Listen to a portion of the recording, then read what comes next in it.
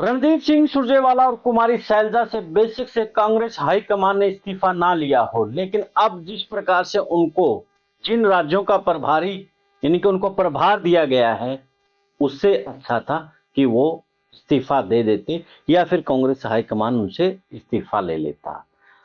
आज पूरा दिन इसी बात को लेकर के हरियाणा की गलियारों में चर्चा यही रही कि रणदीप सिंह सुरजेवाला और कुमारी शैलजा को एक तरफ चर्चा तो ये है कि उनको मौका दिया गया है, तो दूसरी तरफ जो चर्चाएं हैं कि रणदीप सिंह सुरजेवाला और कुमारी शैलजा को पार्क किया गया है। तो ऐसे में क्या रणदीप सिंह सुरजेवाला और कुमारी शैलजा का जो कद बढ़ाया है, घटाया है या फिर संतुलन बनाया, इसी पर चर्चा करेंगे। चर्चा से पहले आप भी कमेंट्स बॉक्स में राय दीजिए कि क्या वास्तव में रणदीप सिंह सुरजेवाला और कुमारी शैलजा का कद बढ़ाया है या फिर घटाया है। उससे पहले चैनल को फॉलो और शेयर जरूर कर दें ताकि ये देश और प्रदेश की जुड़ी खबरें आप तक पहुंचती रहें। सभी को नमस्कार, राम राम। मैं कुलदीप खंडेलवाल, दावी सुप्रीम न्यूज और हरियाणा न्यूज। लोकसभा के चुनाव को महज अभी एक तो महीना ही बाकी है, तो ऐसे में कांग्रेस ने अपनी तैयारियां शुरू कर दी हैं और कांग्रेस ने बड़ा कदम फूंक फूंक कर रखना शुरू कर दिया है। राहुल गांधी ने एक तरफ पार्टी की सर्जरी करनी शुरू कर दी है। तीनों चुनाव हार जाने के बाद मल्लिकार्जुन खड़गे ने पहले ही कमलनाथ से लेकर के अशोक गहलोत को आईना दिखा दिया। कमलनाथ की तो छुट्टी तक कर दी है। वहां पर जीतू पटवारी को प्रदेश अध्यक्ष बना दिया गया, यानी कि जीतू पटवारी को वहां की बागडोर दे दी है। तो ऐसे में अब सवाल प्रभारियों को लेकर के जो उठ रहा था कि प्रभारियों के कारण से चुनाव हारे हैं, क्योंकि जीती जात जो बाजी जीत चुके थे वो कहीं ना कहीं बाजी हार गए। बात करें छत्तीसगढ़ की और मध्य प्रदेश की, दोनों स्टेटों में तो यही लग रहा था कि चुनाव जीत जाएंगे, लेकिन चुनाव हार गए। प्रभारियों ने खुद नैतिकता के तौर पर इस्तीफा देना बनता था, लेकिन उन्होंने जो इस्तीफा है वो नहीं दिया। तो ऐसे में पार्टी ने उनसे इस्तीफा तो नहीं मांगा, लेकिन इस्तीफा से भी बुरे हाल उनके कर दिए हैं।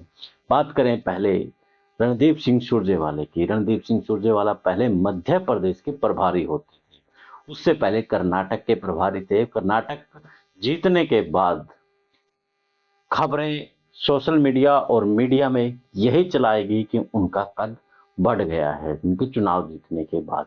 लेकिन बाद में जब खबरें मध्य प्रदेश के चुनाव के हार के बाद असली कहानी का पता लगा कि वहां पर चुनाव जीतने के लिए मल्लिकार्जुन खड़गे के साथ में डीके शिव कुमार ने जो ताकत झोंकी थी, उसका परिणाम था कि कर्नाटक में चुनाव जीते थे। रणदीप सिंह सुरजेवाला को तो साइडलाइन किया था। यह विश्लेषण अशोक वानखेड़े ने अपने एक यूट्यूब चैनल पर किया है। तो अब फिर कर्नाटक में उनको भेजा गया है, लेकिन उसके पीछे की जो सच्चाई चर्चाओं में रही वो यही रही कि वहां पर दोबारा से फिर डीके शिव कुमार और मल्लिकार्जुन खड़गे के साथ में प्रियंका गांधी वहां पर चुनावी मोर्चा संभालेगी।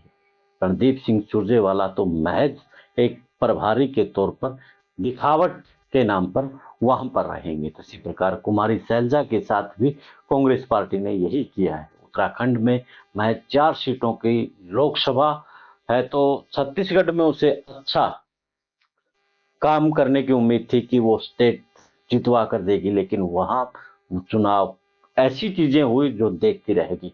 उसका कहीं ना कहीं हरियाणा पर फोकस था कि सीएम का चेहरा हो और हरियाणा में जो हालात हैं उनको सुधारो।